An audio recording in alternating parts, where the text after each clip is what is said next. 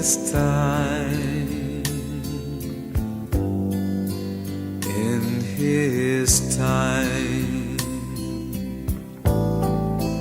he makes all things beautiful in his time. Lord, please show. Dzina la Tate ndi la Mwana ndi la Mzimu Woyera. Amen. Aliyense akakuyiwalani, musone ngati Mulungu wanu wakuyiwalaninso, Mulungu wanu wakudaninso, Mulungu wanu sakukuwerengerani. Lero pa 21 Septemba chaka cha 2022, mayi wathu Eklesia timakondwerera chaka cha Mateyu, amene anali mpostoli komanso mfalitsi wa mthenga wabwino, mlembi wa mthenga wabwino. Kudzera mmoyo wake pali maphunziro ambiri otikankha mchikhristu chathu, otiperekeza kwa Atate, komanso otithandiza kuti tikhale bwino wina ndi mnzake. Mawu athu oyamba akuchokera mkalata ya Paulo yolembera mpingo wa kwa Efeso, mutu wa 4 ndi 1 kulekeza 7, kudzawerenganso 11 kulekeza 13. Amene akutiwerengera mawu oyamba ndi a Godfrey Small kuchokera ku St. Michael's Gilime Community Hospital mu Archdiocese ya Lilongwe. Mawu athu amuthenga wabwino ndi monga adalembera Mateyu Woyera, mutu wa 9 ndi 9 kulekeza 13. Ndipo amene akutiwerengera mthenga wabwino komanso kutigawira mawu ndi Father Francis Damaseke, National Coordinator for Catholic Social Research and Communications ku ECM. Tiyena abale ndi alongo tisinkhesinkhe limodzi. Mawu oyamba. Mawu amkalata ya Paulo Woyera yolembera a Efeso. A Efeso mutu 4 ndime ya 1 kulekeza 7, kuzapitirira ndime ya 11 kulekeza 13.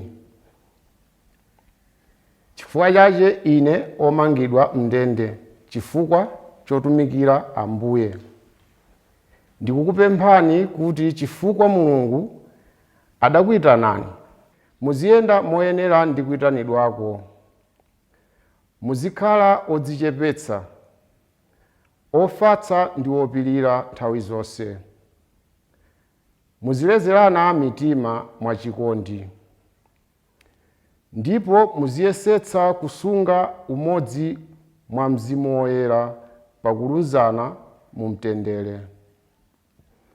Pali thupi limodzi, Mzimu Woyera mmodzi, monganso pali chiyembekezo chimodzi. Chimene Mulungu adakuyitanirani. Pali Mbuye mmodzi, chikhulupiriro chimodzi, ubatizo umodzi.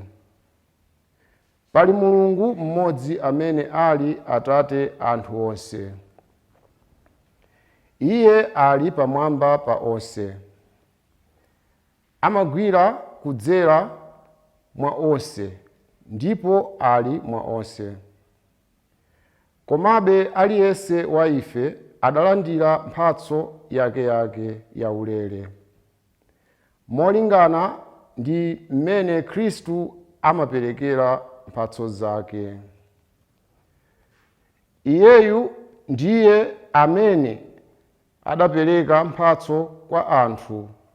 Mphatso zake zinali zakuti ena akhale atumwi, ena aneneri, ena alaliki, ena abusa ndi aphunzitsi. Ntchito yawo inali yakuti akonzeretu anthu a Mulungu kuti akagwire ntchito yotumikira ndi kulimbitsa mpingo umene uli thupi la Khristu. Motero potsiriza tonse tidzafika ku umodzi umene umapezeka pakukhulupirira ndiponso pakudziwa Mwana wa Mulungu. Pamenepo tidzakhwima ndithu ndi kufika msinkhu wathunthu wa Khristu, Mawu a Ambuye. Tithokoze Mulungu. Ambuye akhale nanu. Mawu a Uthenga Wabwino monga adalembera Mateyu oyera. Ulemu kwa inu Ambuye. Mutu wa 9 ndime ya 9 kulekeza 13. Yesu aitana Mateyo. Yesu atachoka pamenepo adaona munthu wina dzina lake Mateyo adali pa ntchito m'nyumba ya msonkho. Adamuwuza kuti iwe unditsate. Iye adanyamuka nkumamutsatadi. Tsono pamene Yesu ankadya m'nyumba kudabwera anthu ambirimbiri okhometsa msonkho. Ndi anthu ena ochimwa kudzadya nawo ndi Yesuyo ndi ophunzira ake. Pamene Afarisi adaona zimenezi adafunsa ophunzira a Yesu kuti bwanji aphunzitsi anu akudya pamodzi ndi okhometsa msonkho ndiponso anthu ochimwa? Yesu atamva zimenezi adayankha kuti anthu amene ali bwino sasowa sing'angayi, koma amene akudwala. Kamvetsetseni tanthauzo la mawu aja akuti ndimafuna chifundo osati nsembe ayi. Inetu sindinabwere kudzayitana anthu olungama ayi, koma anthu ochimwa. Uthenga wa Ambuye. Ulemu kwa inu Ambuye Yesu Khristu. Iwe unditsate. Mawu awiri. Iwe unditsate. You follow me. Akunena tu kwa inuyo lero. Akunena kwa ineyo lero. Mkutheka tidayitanidwa kale, tidavomera kale, koma Ambuye afuna tiyankhe patokha. Iwe unditsate. Mateyu atamva uthengawo sananyalanyaze, sanachedwe, adasiya zonse nkumamutsata. Pamene tikuchita chaka cha Mateyu oyera tikumbukire kuti dzina lakeli loti Mateyu limatanthauza kuti mphatso ya Mulungu. Dzina lokhalo ndi uthenga kwa ife. Tatiyeni tikhale mphatso kwa anzathu. Mulungu alibe manja, Mulungu alibe miyendo, akusowa manja anga, akusowa manja anu, akusowa chithandizo chathu kuti afikire kwa anthu ena. Let us today be a gift to others. Let us be a Matthew to others. Iyeyu bambo wake anali Alfeyo, ndipo analandira sukulu yabwino, sukulu yapamwamba. Analinso ndi ntchito yabwino okhometsa msonkho. Ndipo chifukwa cha chimenecho ankamutenga ngati munthu owukira mtundu wake, a traitor, chifukwa ankatumikira boma la chilendo, boma la Aroma.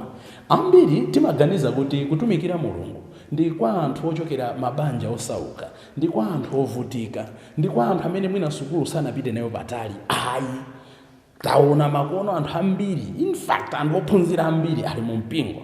Komanso tikuona kuti ngakhale pakati pa ophunzira ake Ambuye Yesu analipo ogwira ntchito zapamwamba ophunzira bwino. Let us encourage our young people to get more education and respond to God's call. Ena tikamalangiza achinyamata athu kumakhala yayi ntchito yakuti osakambako za unsembe, osakambako za usisteri. Ayi, tikulakwa. Mateyu anakhala mphatso kwa anthu ena monga mwa dzina lake. Iwe unditsate. Mmene Ambuye Yesu amayenda pa njira imene anali kuyenda tsiku limenelo, anthu ambirimbiri amene anadutsa pa njira that day, they saw in Matthew a tax collector. Anangonamo munthu okhometsa msonkho. Nkona kwawo anaonamo munthu ochimwa, anaonamo munthu olephera, anaonamo munthu amene alibe chiyero. Koma Ambuye Yesu akuona munthu amene anali kulakalaka kumva mawu ake, anali kulakalaka kutembenuka mtima. When the world has rejected you, when everybody has given up on you, Mulungu wanu sanagive, Mulungu wanu sadakuponyeni miyala. Tisatekeseke ndi zimene anthu amagamba za ife. Tilipo anthu ena tidapanga kondemo anthu ena. Iwe ndendo wokanika, iwe ndendo olephera, mwana iwe ndendo wosamva. Mwina amene amasula ka asisteri, ka kusula nsembe. Inuyo nde mulibe maitanidwe. Never give up. Try kwina. Ngati Mulungu akukuyitana, ngati nsembe ndi vocation yako, ngati sisteri ndi vocation yako, no matter the blocks you meet, Mulungu adzaonamo Mateyu mwa inu. Tisatengere zimene anthu ena akukamba za ife. Business simungayikwanitse, zakuti simungazikwanitse. Keep moving, keep striving. Ambuye ali nawe ntchito. Ambuye akukuyitana, Ambuye akufuna uyambe mwatsopano. Mulungu samaona mwa anthu zimene anthuwo ali. Mulungu amaona zimene anthu akhoza kukhala. God does not see in us what we are, but what we can become. Mwa ine Mulungu amatha kuonamo munthu woyera, amatha kuonamo munthu wothandiza ena, amatha kuonamo munthu wachifundo. Zimangotengera ine kupanga respond kuzimene Mulungu amaona mwa ine. Never give up, keep striving. God has never given you up. Keep striving, keep striving. Chachiwiri tamva kuti Ambuye Yesu atamuwuza kuti iwo nditsate. Anasiya zonse ndi kumamutsatadi. Anasiya zonse. Pamene ambiri mwa ife tidamva kuitana kwa Mulungu, tidavomera kukhala pabanja, tidavomera kukhala munsembe, tidavomera kukhala Khristu, tidavomera kutumikira dzina la chauta. Komatu mwina sitinasiye the worries of this world. Mateyo sananene kuti mundisiye ndikatsanzike kuntchito pompo sanafunsenso kuti ndikutsatani kuti. Tikavomera kuti inde Ambuye ndikutsatani, tizisiyanso zina zimene zingatilepheretse kuntsata bwino Ambuye. Ndi chani chimene mungasiye tsiku la lero? Ndi chani chimene ndikusiya tsiku la lero? Tidavomera mwina kuitana koma kutukwana tikanali patsogolo. Tinavomera mwina kuntsata Ambuye koma umbombo tikanali number 1. Tinavomera kuntsata Ambuye koma kusinjirira anzathu tili pa number 1. Tinavomera kuntsata Ambuye koma katangali tili pa number 1.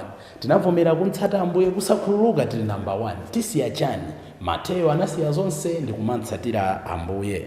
Ndipo tikuonanso kuti atavomera choncho, atantsatira choncho Ambuye, anayitana anthu ena kuti akadye phwando, akalandirenso mtendere umene anamva mu mtima mwake chifukwa chontsatira Yesu. Anakonzera anthu phwando lapamwamba. Ambiri tidamulandira Ambuye koma tidamutsekera m'mitima mwathu. We don't want to share Christ to others. Mateyo anayitana anthu ena kuti akalandire nawonso chimwemwe. Asanatsate Ambuye amagwiritsa ntchito skill yake, talent yake, pongolemba ngongole za anthu, pongolemba ndalama zimene watolera. Koma Ambuye Yesu atamuyitana anapanga transform zinthu zimene kale amazigwiritsa ntchito kuchikunja zomwezo kuti alembe mthenga wabwino umene lero tikuwerenga kuti mthenga wa Mateyo. Mulungu akatiyitana amapanga transform zimene timazidalira padzana kuti timtumikire nazo.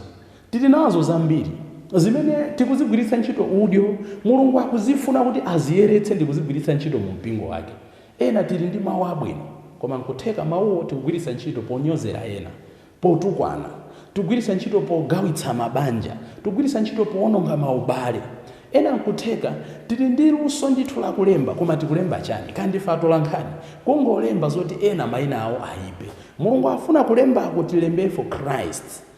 Tili ndi maluso siyana. Ena ndino a doctor. Mulungu afuna mu dokotala wanu muonetse anthu nkhope ya Mulungu. Osangowabaya chabeya, kuwabaya akuonamo Yesu mwa inu. Tili ndi chani chimene Mulungu tingampatse kuti achipange transform? Ndiye tsono titani poti tamva kuti Mateyo atamuyitana, ndipo in fact dzina lake lakale lonena kuti Levi lija sikuti nali dzina loyipayi, koma to show that tangible change akutenga dzina ile la Mateyo, mphatso ya Mulungu. Tichita chani lero choonetsa kuti posiyana nawo moyo utapachika zinthu zina kuti tiyambe mwatsopano? Kandi mowa kusiya zichite kuoneka ndithu kuti munthu uyu adasiya kudzera njira iyi, munthu adasiya kupanga zinthu izi. Inuyo ndi ine tipange chani? Poyambirira tizindikire kuti mpingo wa chauta sudzakula chifukwa chonena kuti muli anthu amene ali strong. The church will never grow because it has people who are very strong. Mpingo sudzakula chifukwa choti muli anthu oyera, chifukwa choti muli anthu olungama, chifukwa choti muli anthu adzithu amene amataka panga zinthu zimayenda. Mpingo udzakula chifukwa choti tikukokera anthu ambiri ofoka kuti alowe mu mpingomo. So tisachedwe ndi kumaweruza ena. Alipo Amateyo ambiri mu mpingomo amene mwina tidatsekera zitseko. Lero tatiyeni tasake abwere pamaso pa Ambuye. Zofoka zimene tili nazozo tikamantulira Ambuye atithandiza azipanga perfect kuti tiyambe nazo kuntumikira nazo. Tipempherero Mateyo oyera atatipempherera titatsanzira zitsanzo zake, tiyambe kufalitsa mthenga wabwino monga mmene iye adachitira. Tiwonze moyo wathu pokometsanso moyo wa anthu ena. Inu Mateyo oyera mutipempherere ife. M'dzina la Atate ndi la Mwana ndi la Mzimu Woyera. Amen. Lord